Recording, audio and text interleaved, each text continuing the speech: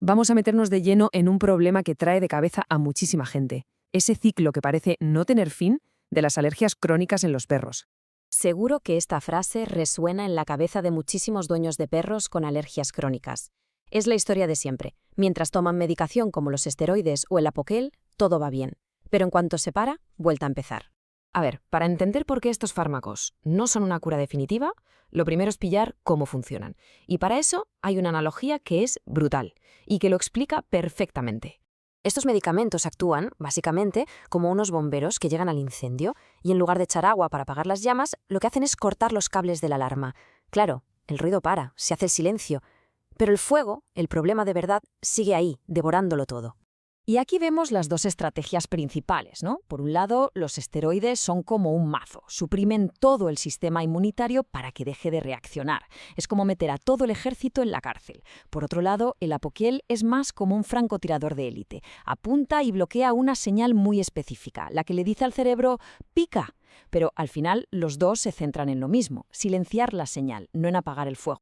Claro, esto nos lleva a la pregunta del millón, la pregunta clave de todo este análisis. Si solo estamos apagando la alarma, ¿de dónde narices viene el fuego? ¿Cuál es la fuente real de esa inflamación que no para? Pues resulta que, según la medicina funcional, la respuesta no está donde todos miran, en la piel. No, el origen del problema está mucho más adentro, en las profundidades del sistema digestivo. Es lo que se conoce como el eje intestino-piel. El principal sospechoso se llama intestino permeable. A ver, para que nos hagamos una idea, el revestimiento del intestino es como el portero de una discoteca, súper selectivo, que decide quién entra y quién no.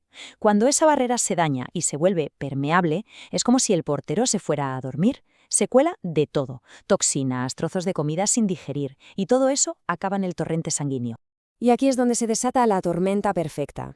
Primero se daña la pared del intestino. Segundo, todas esas sustancias que no deberían estar ahí se cuelan en la sangre. Y tercero, el cuerpo entra en pánico. Detecta esos invasores y lanza una respuesta inflamatoria brutal para intentar neutralizarlos. ¿Y dónde se ve esa batalla campal? Exacto, en la piel.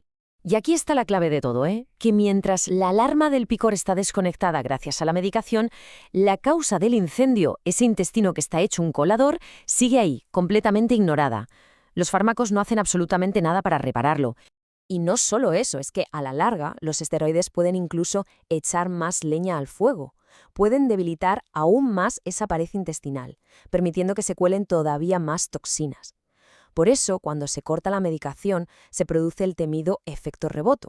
La inflamación vuelve, pero con una sed de venganza terrible, mucho más fuerte que antes.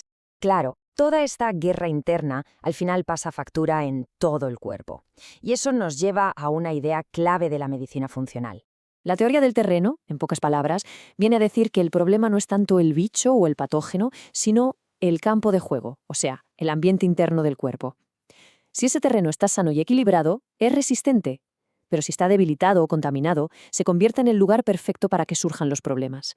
Y paradójicamente, el uso a largo plazo de estos medicamentos puede acabar contaminando ese mismo terreno. Y es que estos fármacos, usados de forma crónica, pueden degradar el cuerpo de formas muy concretas. Los esteroides, por ejemplo, pueden fastidiar el metabolismo o debilitar los músculos. Y el Apoquel puede bajar la guardia del sistema inmunitario, dejándolo menos preparado para luchar contra otras amenazas más serias, como infecciones o incluso tumores. Al final lo que pasa es que el cuerpo se desentrena, por así decirlo. Pierde esa capacidad increíble que tiene para mantener el equilibrio por sí mismo, para autorregularse. Se acostumbra a que una pastilla haga el trabajo por él y olvida cómo hacerlo. Se vuelve dependiente. Vale, entonces, si la idea no es pasarse la vida silenciando alarmas, ¿qué hacemos? Pues aquí es donde hay que cambiar el chip por completo.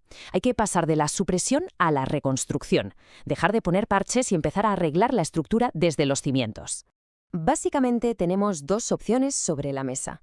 Seguir en el camino de la supresión, que nos da un alivio rápido pero nos condena a un ciclo de dependencia, o tomar el camino de la reconstrucción, ir a la raíz, al fuego, y empezar a trabajar para conseguir una solución real y duradera.